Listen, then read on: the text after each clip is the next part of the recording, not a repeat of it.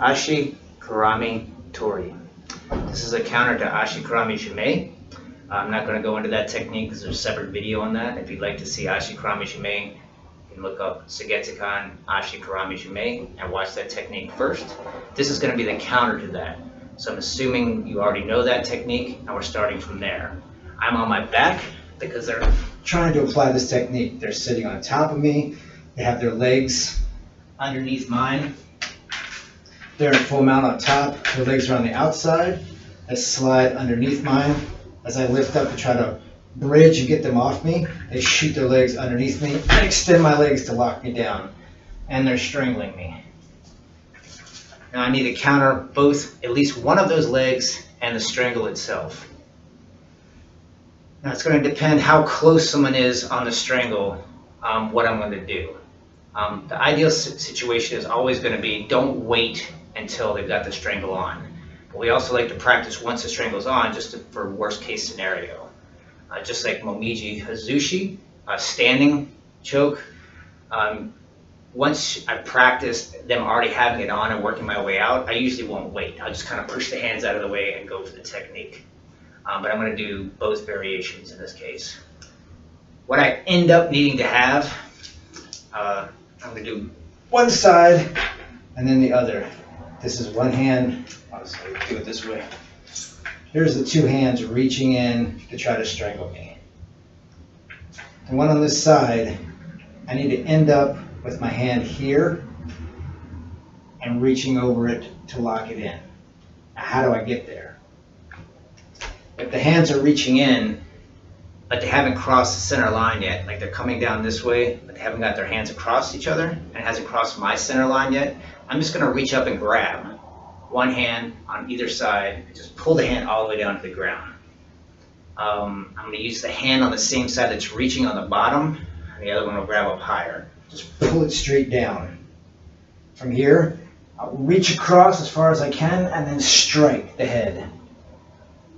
In class, obviously, I'm not going to try to hurt somebody. I may mimic a strike and then just push them with my elbow, but it will be a nice solid strike, and I'm holding the hand down on this side. Once I've done that, it's going to create a couple things. The hand will be here, the head will be off to the side a little bit. Now I can reach over and lock that elbow in. It's also going to loosen their leg on this side. They're kicking their legs straight once they're on top of me, but once I push them off to the side a little bit, it'll create some slack. My leg's actually on top of theirs, so I can pop my leg out. What I'm going to do is reinforce their leg on the other side.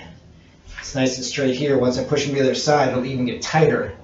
This leg is free, and I'm going to come down. The heel's sticking out. You can't see it with the stick, but the heel will be sticking out on the inside. I'm going to put my foot on top of the heel and just press down. Not necessarily going to break the ankle, but it will hold that leg in place while I'm doing Suigetsukan, because I don't want them to try to get a better position or work their way out of the arm lock. If they've already started crossing the center line. They haven't quite got to my body yet, but the hands are crossed. I can't pull straight down. I'm going to have to get past the wrist and turn it over. Turn it over and then pull down.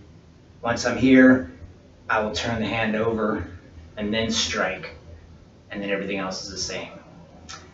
If they're not only have their hands crossed, but they're all the way down to my face, maybe even touching my gi, they don't quite have the strangle on yet, but they're already down this close. I'm not going to be able to get to the inside of that hand and get it over. So I'm actually going to help continue it. It's reaching across me. I'll just keep pushing it across. Same thing, all the way down to the ground. So if they want to strangle me, they got to get their hand back up into the strangle. I help guide their hand to the ground. I'm going to reach across and curl in on the elbow. Just like we do on the white belt groundwork when someone's trying to strangle you, you want to get them closer to you, roll them in and get them close. So I'll bring the head down a little bit. Push the hand across, curl it in, reach across, strike. Now I'm going to grab the wrist with the hand that I struck with so I can turn the other hand over. Pull and extend. Same thing with the legs. Pop the leg out and follow up. If it's all the way in, they've already got the strangle on and they're locking it in, it's going to be just like Momiji Hazushi, the version that we use standing. If they're all the way in and I'm here, I'm not gonna be able to just get my hand in unless I move.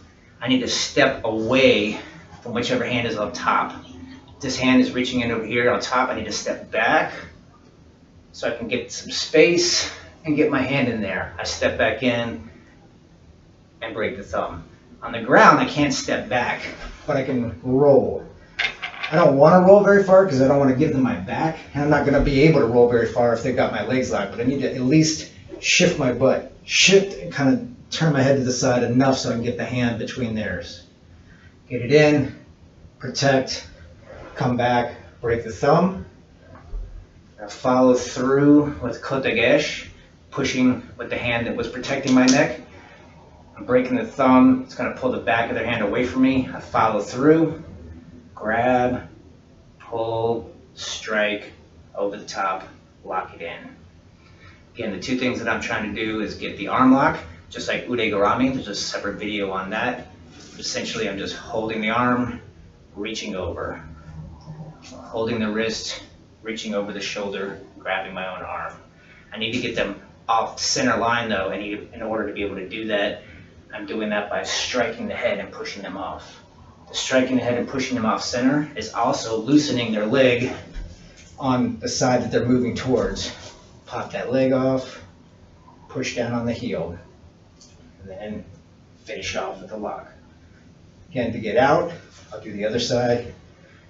Strike, block, pop the heel off, lock it down. Once you're ready to finish, the stick won't bend, but their arm will from there. You're going to bend it behind the body, let the feet go, slide out,